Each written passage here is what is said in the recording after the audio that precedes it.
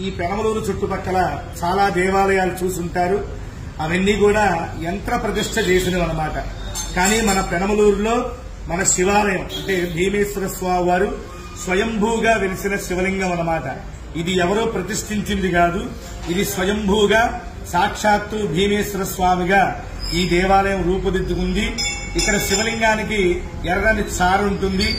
ఆ చారు అభిషేకం చేసేటప్పుడు మనకి స్పష్టంగా కనిపిస్తూ ఉంటుంది. కాబట్టి ఈ శివాలయంలో ఈ పరమేశ్వరుడికి శివుడికి అభిషేకం చేసుకున్న ప్రదక్షిణాలు చేసిన భక్తుల కోరికలు త్వరగా సిద్ధిస్తాయని చెప్పి ఇక్కడ మీరు గమనించినట్టయితే మన శివలింగానికి ఎర్రని చారు ఉంటుంది. స్వామివారికి కుడివైపున ఉంటుంది.